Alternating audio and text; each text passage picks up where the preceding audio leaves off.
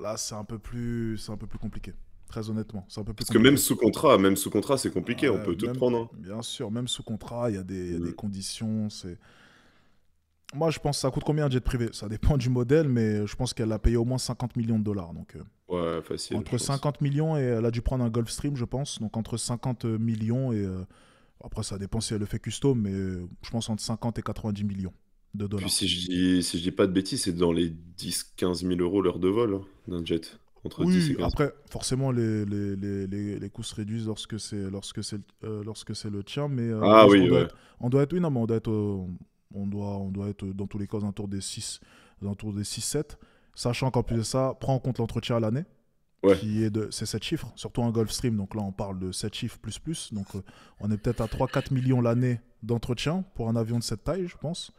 Il faut payer aussi, ça comprend aussi les pilotes, donc ça comprend tout, tu sais, tout ce qui est Mhm. pilote, le hangar et j'en passe. Et après, il faut prendre en compte aussi l'essence et les heures de vol, bien entendu, les autorisations et j'en passe. C'est beaucoup d'argent. C'est énorme. Mais forcément, quand tu as son lifestyle, elle s'inquiète pas. Voilà, ne vous inquiétez pas, elle s'inquiète pas lorsqu'elle prend un jet privé. Enfin, le sien, du coup. Oui. Nanana. Donc oui, pour ce qui est du mariage, moi personnellement, je vous conseillerais de faire attention. Moi, de mon côté, je ferai attention, vous inquiétez pas. Voilà, donc c'est pas... On va pas signer de papier, on peut faire une cérémonie, tu sais. On fait la cérémonie, il n'y a pas de souci, voilà. On fait semblant de signer une feuille blanche, tu sais. On fait semblant de signer une feuille blanche ou peu importe. Mais ensuite, tout ce qui est vrai papier, là, il faut voir. Ah ouais, C'est un non, peu c'est plus mort. compliqué. Maintenant, moi, à ce niveau-là, je suis quand même un peu plus serein pour tout un tas de raisons. Donc, peut-être que je signerai un papier parce que voilà, en fait, ça dépend. Ça dépend de plein d'éléments. Et puis surtout, je suis pas soumise aux restrictions qui sont en France. Donc, Hmm. c'est plus compliqué que ça. Pour moi, en tout cas, c'est cas exceptionnel. Ok, c'est très compliqué. Ouais, faut que ça soit vraiment exceptionnel. Moi, je compte me jeter d'une falaise avant la fin de l'année. Ah ben, fais pas ça, mon ami. Ah non. Ça serait, ça serait un peu dommage. Ok, on enchaîne du coup avec. C'est quoi le prochain sujet? Voyons voir. Qu'est-ce- Ok, on enchaîne du coup avec le prochain sujet. Les hommes moins aisés ou affamés préfèrent davantage les gros seins. Ça, j'avoue, attendez, il faut que je lise. Attends, un peu de sérieux. Il faut que je C'est quoi lise. cette histoire? Vas-y. Alors, il y a quelques années, des chercheurs en psychologie, évolutionnistes, affirmaient que les gros seins étaient synonymes de prospérité matérielle. Autrement dit, les hommes ayant peu de moyens financiers seraient plus attirés par les poitrines imposantes. Oula. T'en penses quoi déjà? Je vois pas le rapport entre les deux, mais c'est vrai que Ouais. si tu regardes les mecs plutôt aisés, Ouais. Il y a quelqu'un qui a dit c'est quoi ce sujet? Même moi j'hallucine. je te jure. Même moi j'hallucine. Dans le cadre de la seconde étape de leur étude, les chercheurs ont interrogé 124 hommes britanniques. Ces derniers ont été séparés en deux groupes, les hommes sous-alimentés, 70 individus, et les autres n'ayant aucun problème pour subvenir à leurs besoins, 58. Or, leur jugement sur la taille des seins était comparé afin de vérifier la tendance de la première partie de l'étude. Selon les résultats, les hommes davantage tiraillés par la faim, ouais, c'est pas drôle, c'est pas drôle ça, mais Ouais, non. tiraillés par la faim trouvaient les poitrines imposantes plus attirantes. Pour les chercheurs, cette étude prouve que la sécurité matérielle peut avoir une influence sur les préférences des hommes quant à la taille de certains attributs féminins tels que les seins. T'en penses quoi? En fait, j'arrive pas à voir où est le rapport. Sur tout ça, tu vois. Est-ce que... Ouais. Bah, d'après eux, apparemment, je sais qu'il y a une première partie d'étude. Je vais essayer de te lire parce que moi aussi, je suis assez surpris. Ouais, c'est surprenant. Pas moins de 1266 hommes, dans trois lieux différents en Malaisie, en appartenant à des statuts économiques variés, ont été mis à contribution. Ces derniers ont été chargés d'évaluer des figures animées sur lesquelles la taille et les seins étaient différentes. Les chercheurs ont conclu que les hommes, issus de contextes socio-économiques faibles, étaient plus attirés par les poitrines généreuses. Je vois plus ta caméra là, tu m'entends? Merde, il était déconnecté. Attendez. Putain, j'espère que ça va pas couper le partage. Laissez-moi juste voir. Ah, ok, c'est bon. Je vais le rafficher.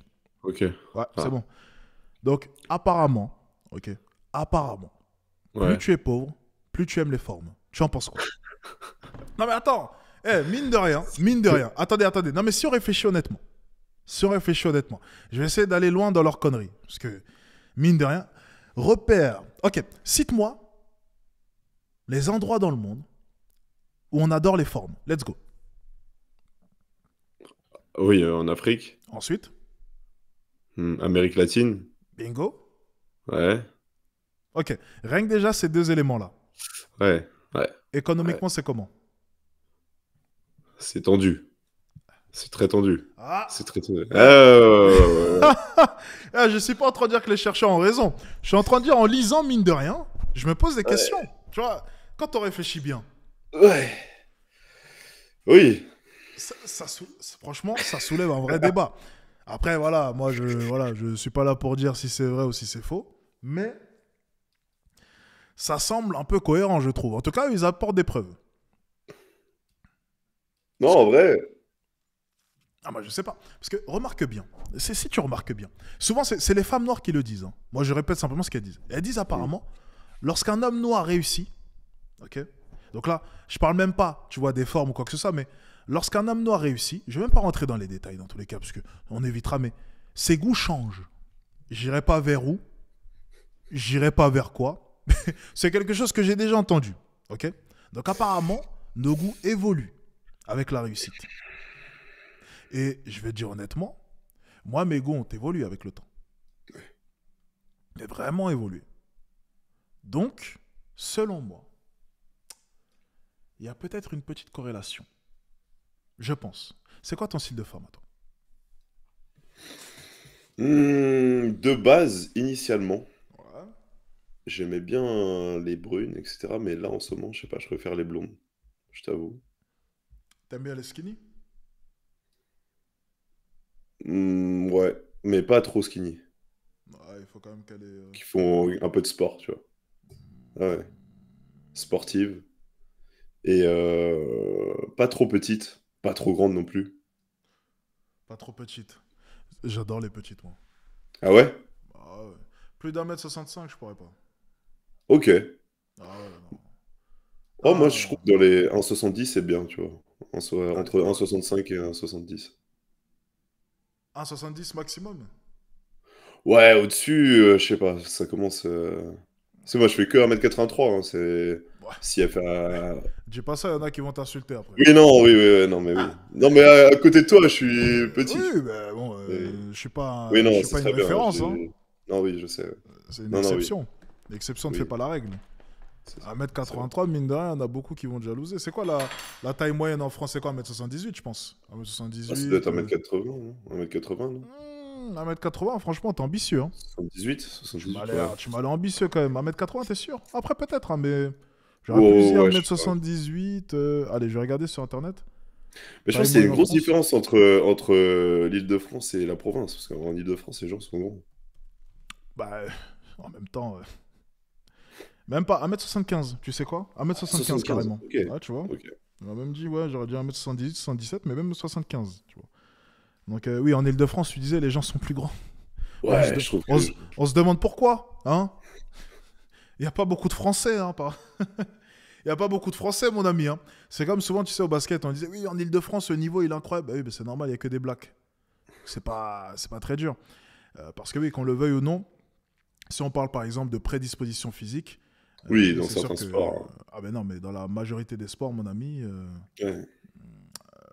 la mélanine sert à. Enfin, c'est pas la mélanine du coup, mais lorsque tu vois beaucoup de mélanine, généralement, les capacités athlétiques suivent. Donc c'est vrai que pour des sports par exemple comme le basket ou même tout ce qui est sport de course, peu importe, il y a quand même de grosses prédispositions en tout cas.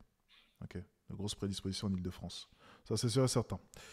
Enfin bon, on va terminer avec ce sujet-là.